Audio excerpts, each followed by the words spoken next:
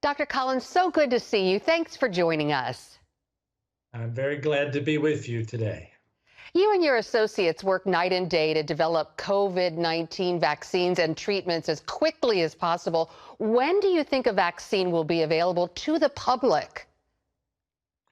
I am cautiously optimistic that by the end of 2020, let's say around about December, one or more of the several vaccines that are now going through rigorous testing will have been shown to be safe and effective and will be available for the public, although probably we will not immediately have 300 million doses. It'll take a little while to scale that up, but we'll have a lot at that point.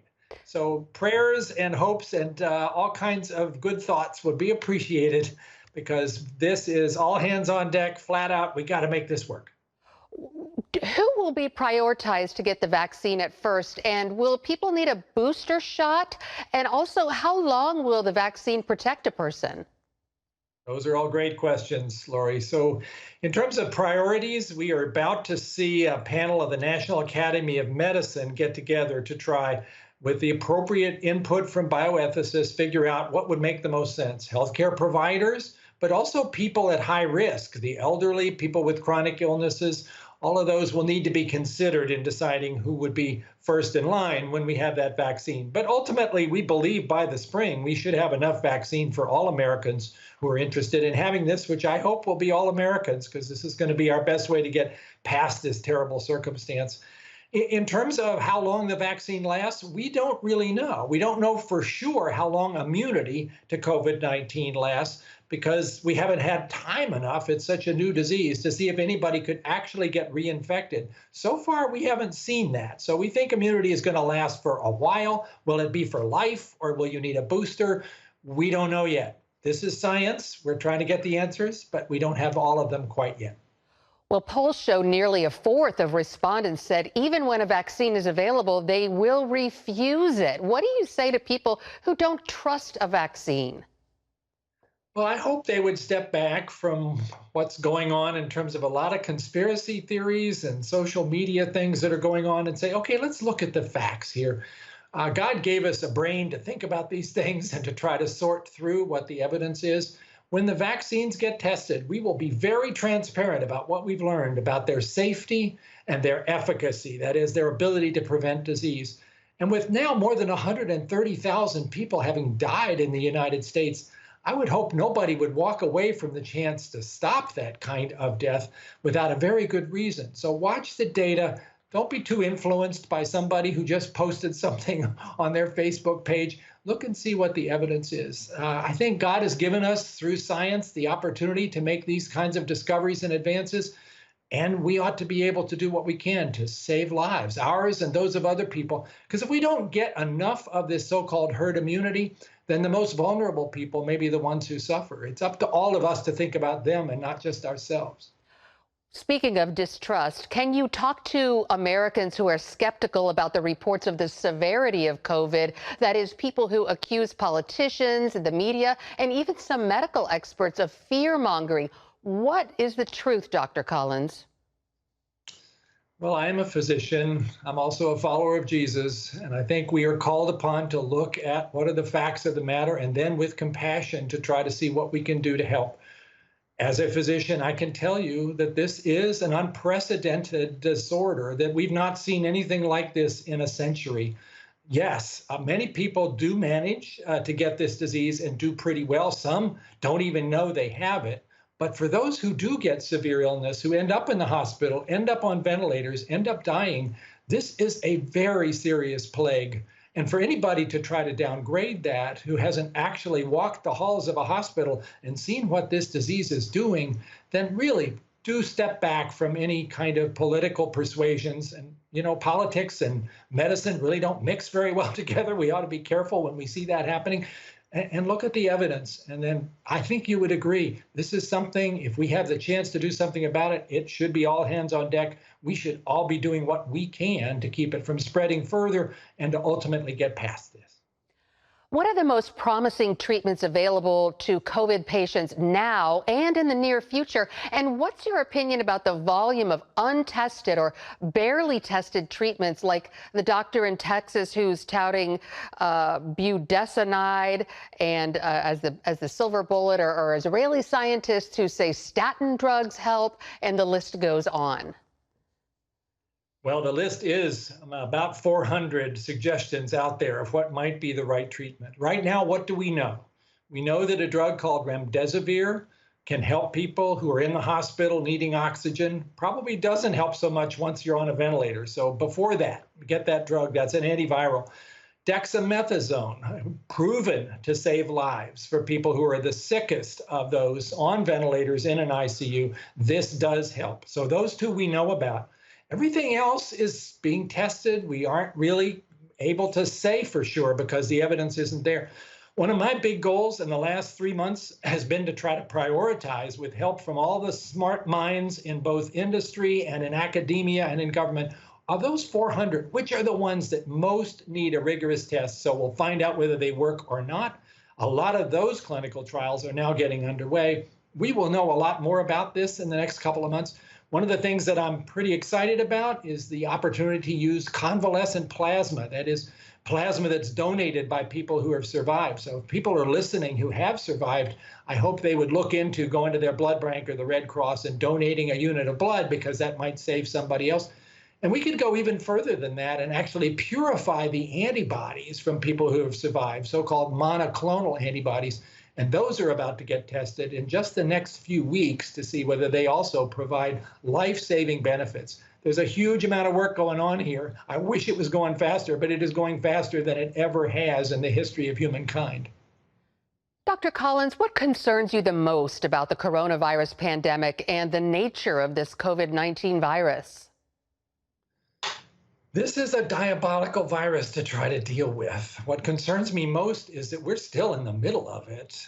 It came on us very suddenly. It had this really unexpected property that wasn't fully appreciated at first, that people could, in fact, be infected and spread the disease without having any symptoms. That's never really happened before. Nobody thought that was going to be the case. But now we know that's the case. And you look in places like Florida and Texas, Arizona, California right now, where the disease is once again on the move.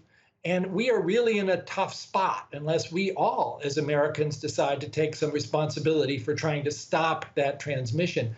As the Surgeon General has said, put on your mask and then say, COVID stops with me, because that is something we can do. And it really is tragic that wearing a mask has become a political statement. How did we ever get in that space? If wearing a mask is a way to keep from spreading this disease because we don't know who's infected, I might be right now and I wouldn't necessarily know it, then if I'm outside in a little bit, I'm going to put my mask on to protect the people that I walk past. And that is not a political statement. And you've seen the president now putting a mask on as well. So please, can we move that space forward into something more sensible? We can all help with this. Keep your physical distancing 6 feet apart, wear the mask, wash your hands, don't gather in large crowds indoors especially. That's the best thing we've got. Until we have a treatment that's really effective and until we have that vaccine, we all have a chance to play our part.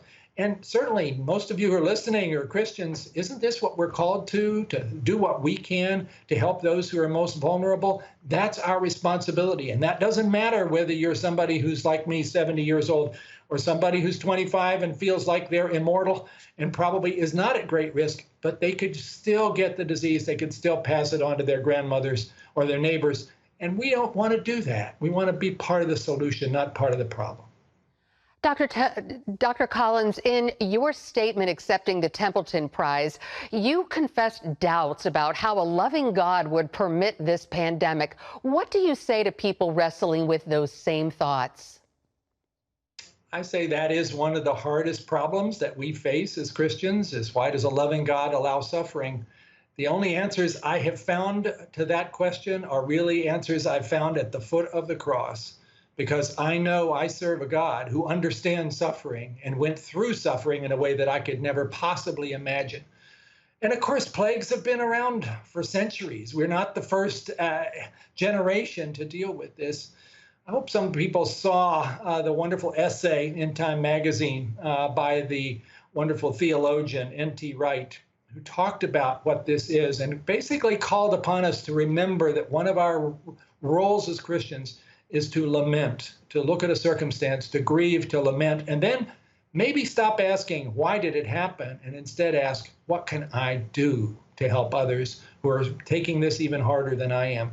So I guess that's not an easy answer. There is no answer that's easy to this theodicy question of why does a loving God allow suffering? But again, I don't have to explain to God what suffering means.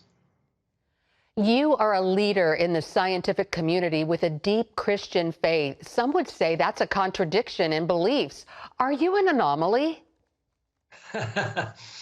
No, I'm not an anomaly. Surveys would say something like 40% of working scientists believe in God, and not just a vague idea of God, but a God who actually answers prayer. So that surprises people to hear that it's possible for scientists to also be people of faith, but it shouldn't. Science is the way that we can ask and answer questions about the natural world. It's an amazing opportunity to learn about God's creation using these tools of science. But there's a lot of questions that science is not prepared to address or not suited to address, like why am I here? And is there a God? And does God care about me? And what happens after I die? Science has virtually nothing to say.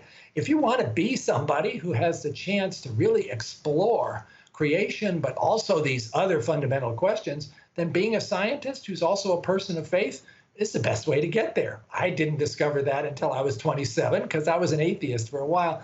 But now I find this to be entirely harmonious. I can bring these worldviews together on any given afternoon and feel like I have a chance to really appreciate God's creation, both God's books, God's book, which is the Bible, but also God's works, which is creation and nature. And are those not both ways to worship the Creator? When it comes to integrating science and faith, how do you view evolution? Some Christians view it as an assault on the biblical account of creation. Yeah. It is truly unfortunate that evolution has become such a bad word in so many Christian churches and Sunday schools. This is something that science has deduced on the basis of many, many decades of hard work. And yet somehow it has been demonized by Christians as an assault on Genesis 1. Go back and read St. Augustine, and who tried to understand what Genesis was really all about. And you'll see a lot of skepticism until fairly recently about whether this was really intended to be a description of literal 24-hour days that were occurring at the beginning of all things. And basically, if one is willing to both look at the language of Genesis and how it would have been interpreted by people who read it for the first time, read John Walton's book, for instance, about the lost world of Genesis 1, and then look at the science evidence about origins and how it is that we are related to other species, which is very compelling. And you will perhaps be a little shaken up by it at first, but then you will find this is a wonderful synthesis. If God chose to create using this elegant way of putting in place creatures with big brains like you and me that could long for a relationship with God Almighty, why are we saying that's not the way we would have done it? It's elegant, it's beautiful, it's awesome, and it is, from my perspective, much more wonderful than what I would have done if I was making it up. Scripture tells us all things work together for good for those who love the Lord and are called according to his purpose. How can you see good coming out of this pandemic? Well, that's Romans 8:28, and a verse that I'm very fond of. I did do a podcast just a couple of days ago with N.T. Wright, a person I just mentioned a minute ago. And he pulled out the original language for Romans 8:28 and said, what people have missed a little bit is that all things work for good for those who love the Lord. It sounds as if it's also a calling for us to work with God, not just all by ourselves. Maybe then again, a call to discipleship, a call to service. Okay, maybe that's what we should think about in the presence of this terrible pandemic, that this is an opportunity for us to do what God calls us to do. God does miracles, oftentimes through human beings. If people listening to this are feeling an urge that maybe there's something they could do for somebody who is suffering from COVID-19 while staying safe, well, let's all get out there and do those things. That's what God is calling us to. Maybe we can learn something from this. I do think, interestingly, around me, people who have not paid much attention to deep questions about the meaning of life and whether science is the whole answer or whether there might be something more than that, are paying more attention to those questions in the face of all this uncertainty. I'm not saying that that's what God is trying to do, is to wake people up. But what was it that C.S. Lewis once said? That God uses suffering sometimes as a megaphone to rouse a world that's not paying attention. Okay, the megaphone is pretty loud right now. Indeed. Dr. Collins, any final thoughts? Well, we're going to get through this. I know people are feeling very pressed in upon, suffering economically, suffering medically. This is unlike anything we've all been through and was totally unexpected. We are going to get through this. We can pull together. If there was ever a time to lean on your faith and know that God has an answer already figured out, this is a good one. And do pray for all those healthcare providers who are out there on the front lines risking their lives to try to reach out to those who are suffering. And yes, also pray for the scientists who are working night and day to try to get us to an answer where we can all be past this and back into the kind of life that we thought we were going to be leading until 2020 came along and shook it all up.